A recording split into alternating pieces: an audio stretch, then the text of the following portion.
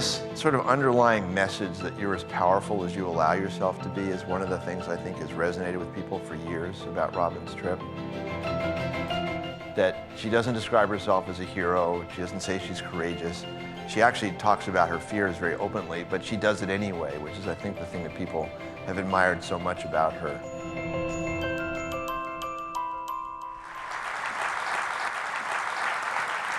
I was given an assignment by Time magazine in 1977 to go to the Outback of Australia and to shoot a cover story about Aborigines.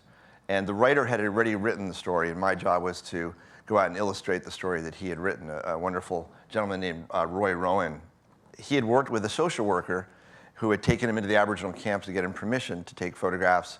And so I called this woman before I got to Alice Springs, and I said, could you also take me out to some of the same places you took the writer? And she said, sure, meet me at this little pub down the street from this hotel she suggested I stay at. So I checked into my hotel, I walked out of the hotel, and there, washing the window of my hotel, was the most beautiful woman I'd ever seen in my life. And so I took a few photographs, and she got really angry. And she said, well, put your damn cameras down. Who the hell are you? And I said, I'm really sorry, I didn't mean to get you upset, and I left. And I then took a turn and went to the place I should have gone in the first place, and I met the social worker. And she said, well, a group of us that work with Aborigines are going to get together tonight for dinner. You might want to come and meet some of the other social workers, people involved in the Aboriginal rights movement. And so she gave me the address, and of course, who opens the door but the woman who had been washing the windows of the hotel, who was not at all pleased to see me. And she said, you know, what are you doing here? And I said, well, your friend Jenny invited me, and she said, you can't photograph my friends. I said, okay. So she said, put your cameras down. So I put them cameras, like, leave your guns at the door, you know. So I put my cameras down, and I walked into this house, which was literally falling apart. There was no back to the house. And in the backyard, she had 4 camels tied up. And I said, why do you have camels? And she said, it's none of your business. So I found Jenny and said, why does she have camels in the backyard? And she said, oh, she's this odd girl that showed up here a year ago. We don't really know where she's from or what she's doing here, but we bring her food, we come out here and we visit her, we're kind of worried about her, but she has this crazy idea that she's gonna walk 2,000 miles from here, Alice Springs, the heart of the desert, through the Gibson Desert, out to the Indian Ocean. And I said, okay, well, it's pretty crazy. So throughout the week, I worked with Jenny. At the end of the week, she said, Robyn wrote to National Geographic a year ago and never got any answer at all. She asked them if they would underwrite her trip. And she thought maybe you might know someone there, or she could use your name, because she's just so tired of washing windows and waiting on jerks in pubs. And I said, you know, she wants to use my name, fine, you know, whatever. And I thought that would be the end of it. And I flew back to the States. And a week later, the phone rings, and it's Bob Gilka, who's then director of photography here at the Geographic. He said, we got this letter from this woman in Australia, and she is describing this fascinating idea of crossing the desert with camels. But you know, we don't want the headline, National Geographic Explorer dies on week 2. You know, in the Outback, is she a nutcase? Is she for real?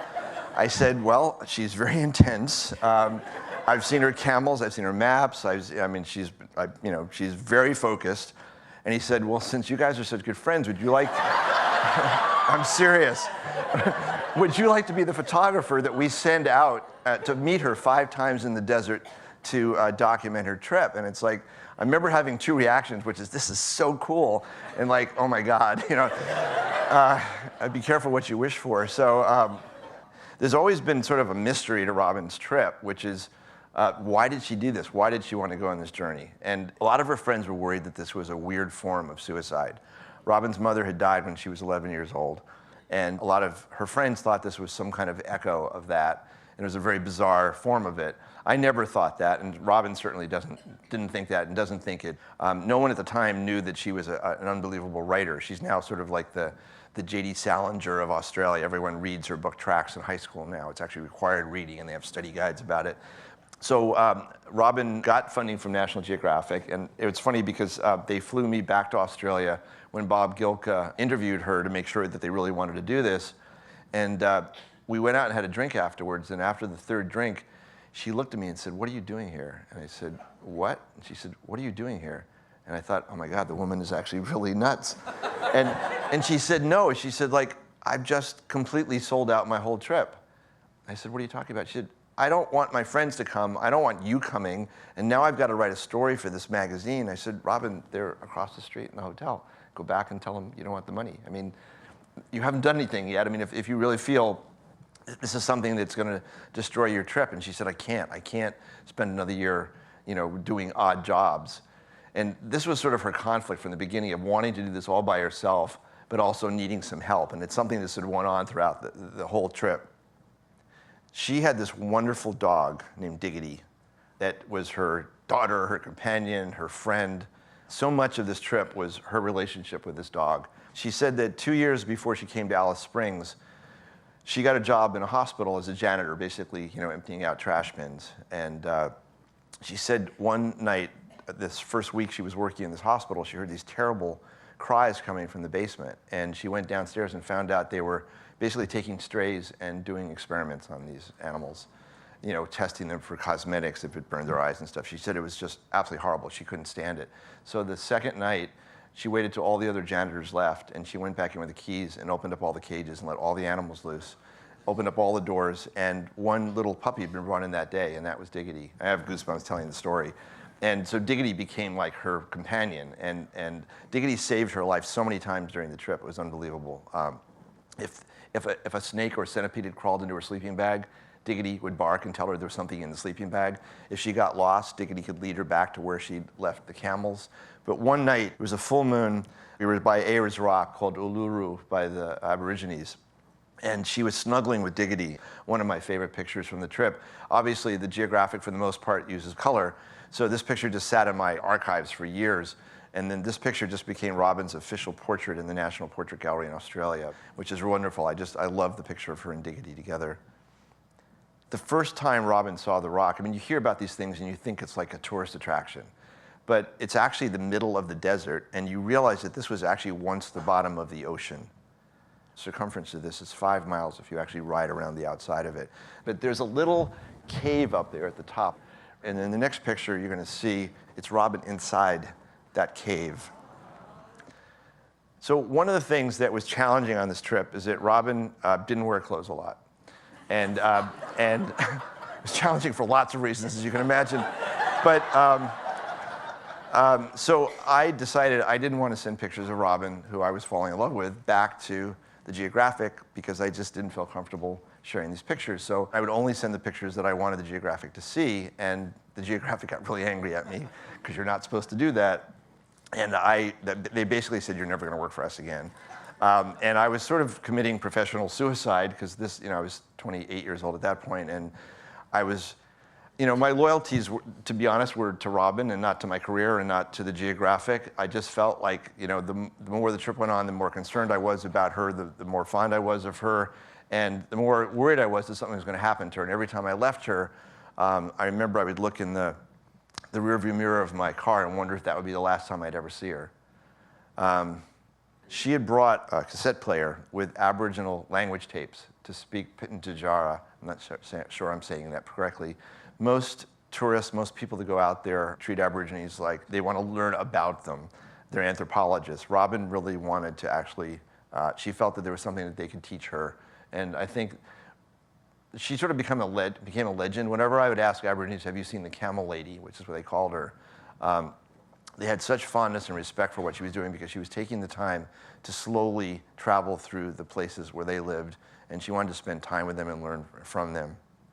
She said that, people always said, wasn't it hard, wasn't it frightening? And she actually talks about it with a sense of wonder. She said it was so beautiful, it was so quiet.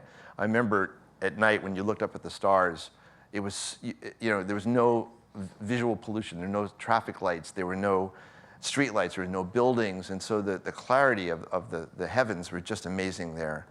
And she said on one of these trips, and I was actually there when this happened, she was traveling with the camels, she was in a really good mood, everything seemed to be going really, really well, and then it started raining. When it rains, camels will stop dead in their tracks, and they won't move because they have no traction. She was trying to get to a place called Docker River, which is about 10 miles away from where we were at that point.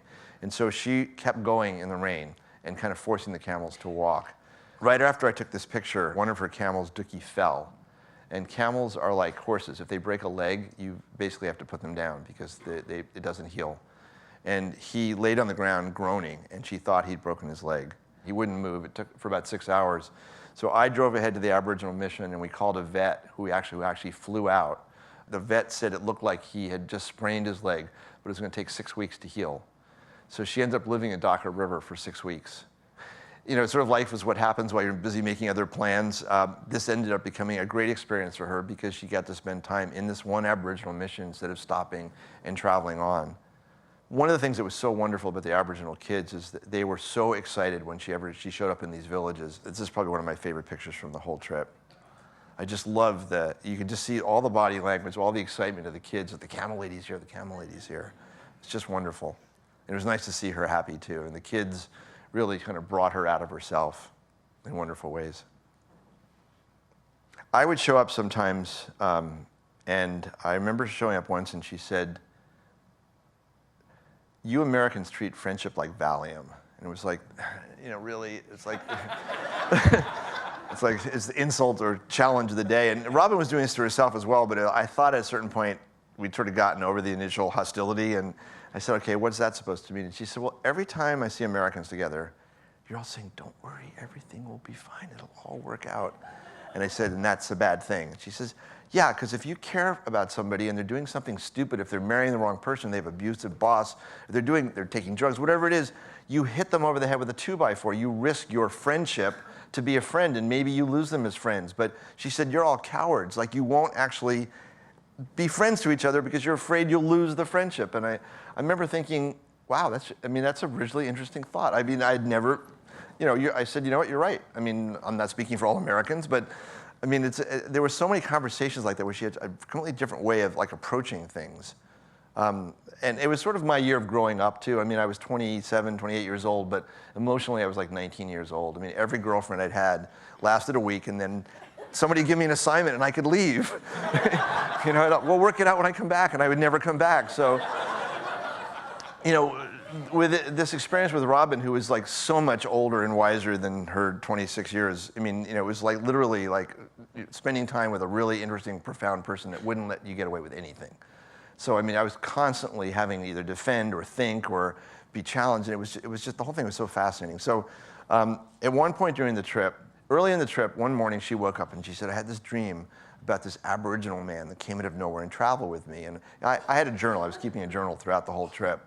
And I came back on, you know, like the third time out there, and she was with this little Aboriginal man. I said, "Who is this?" And she said, "This is Mr. Eddie." And she said, it came out of nowhere and he's traveling with me. I said, "Just like your dream." And she said, "What do you mean?" I said, "Don't you remember the dream you had at the beginning of the trip?" She says, "I didn't have a dream about." And I showed her that in my journal, you dreamt this guy.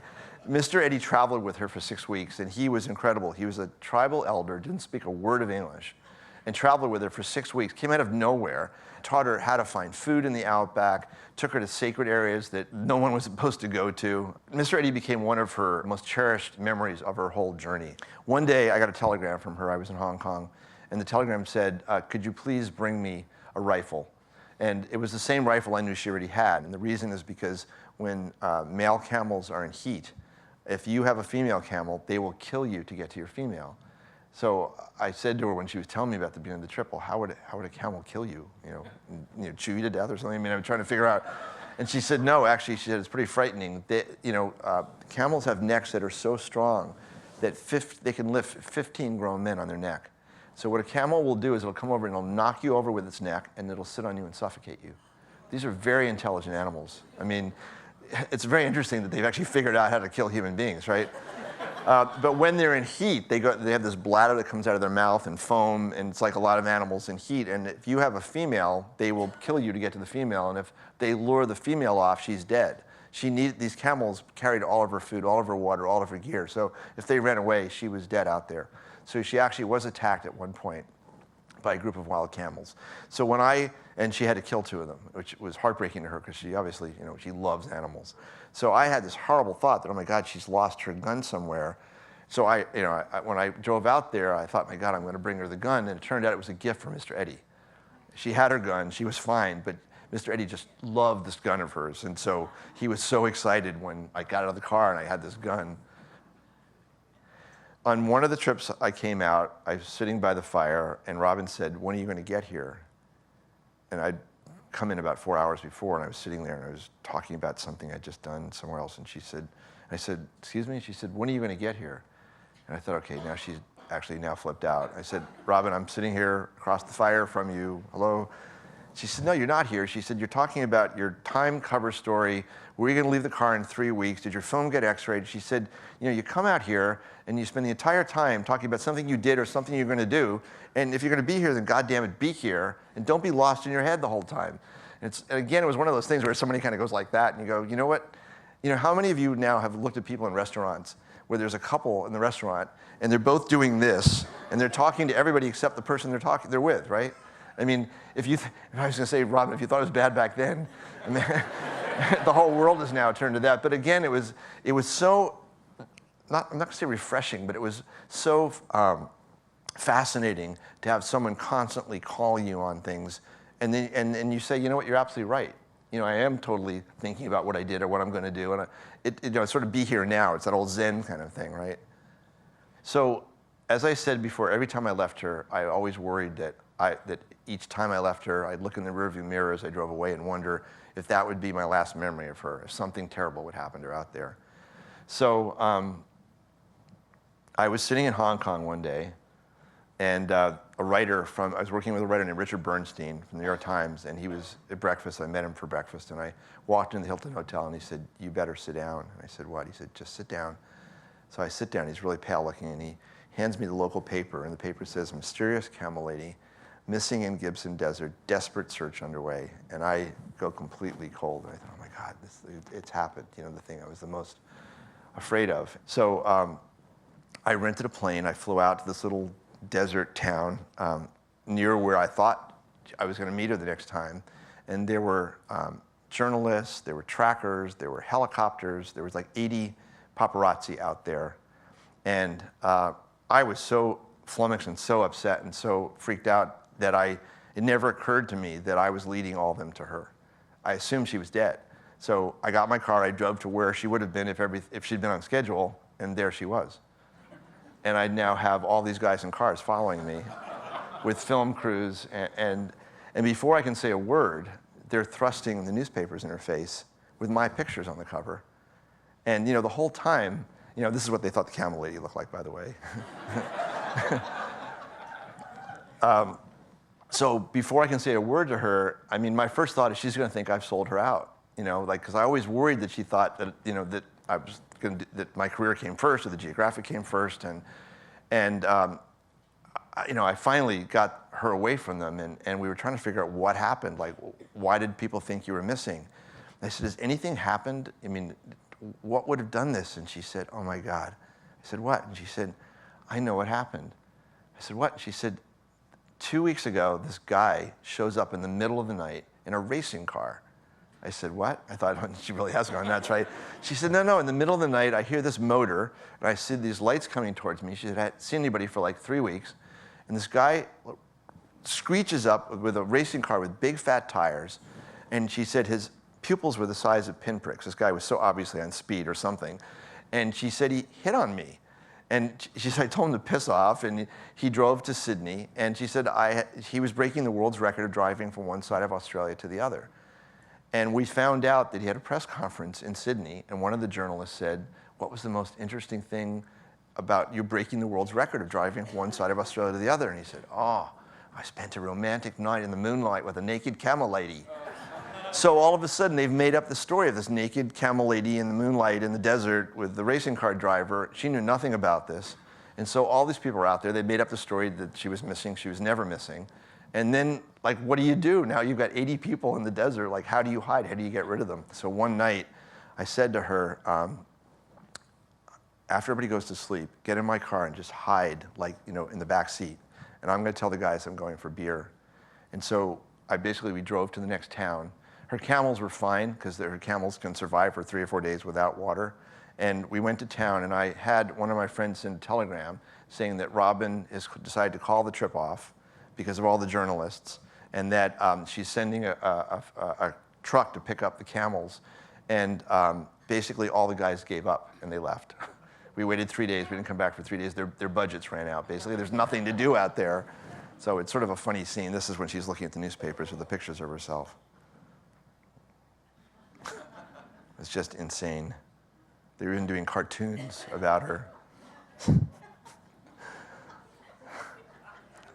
I'm not going to give you all the ins and outs of the trip. She had an unbelievable experience, but she finally did make it to the ocean. It took her 9 months. Originally, it was supposed to be a 6-month trip. The day before we got to the ocean, she said, I don't want you there when I get to the ocean. I really just need to be by myself. I said, Robyn, I have to be there. So I managed to talk her into it, and now she loves these pictures. She took the camels into the water. They thought this was like the biggest drinking fountain they'd ever seen. They didn't like the salt water very much. This sort of underlying message that you're as powerful as you allow yourself to be is one of the things I think has resonated with people for years about Robyn's trip. That she doesn't describe herself as a hero. She doesn't say she's courageous. She actually talks about her fears very openly, but she does it anyway, which is, I think, the thing that people have admired so much about her. One of the things I think that stunned everybody at the end of the trip was that she decided to write a book about it. And I think to everybody's astonishment, the book resonated with people all over the world. So the story was, this was commissioned by and for National Geographic. After it ran the Geographic, many other magazines around the world picked it up. I think there was over 100 publications that told the story in many, many different languages. Tracks has now been published in 18 languages. It's sold over 1 million copies. As I said, it's sort of a cult book in certain places in the world. I think one of the strangest things, it was the most stolen book the year it was published in Australia. I don't know how they determined that. And I don't know why. It's sort of an odd honor to win. I'm sure the booksellers are really happy about that. So about every 7 years, I get a call from somebody in Hollywood saying, we're doing this movie, and can we talk to you about Robyn and what it was like to be there? And I'd go out and have these meetings, and nothing would ever happen. So when these guys called this time saying, we're making the movie, it was sort of like, crying wolf, okay, been there, done that 4,000 times already. And they said, no, we've actually cast this wonderful young actress, Mia Wasikowska. So this is a little trailer for the movie, and I want to just quickly show you kind of some of the scenes that they built on the still photographs. Dear Sir, I am planning to walk across the Australian desert from Alice Springs to the Indian Ocean, a distance of 2,000 miles. And when people ask me why I'm doing it, my usual answer is why not? Your plan is ridiculous. You must be mad, girlie. That's about 2,000 miles. 6 months of hard walking. You want to die out there or something?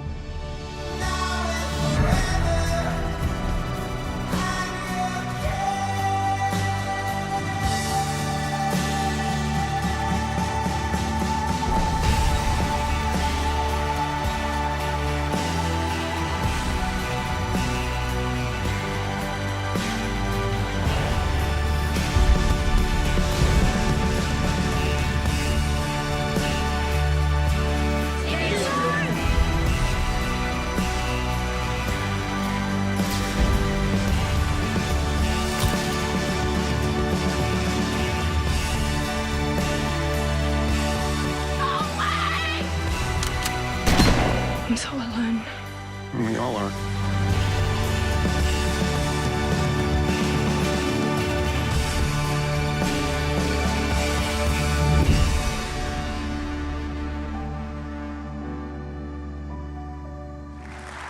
Thank you all very much.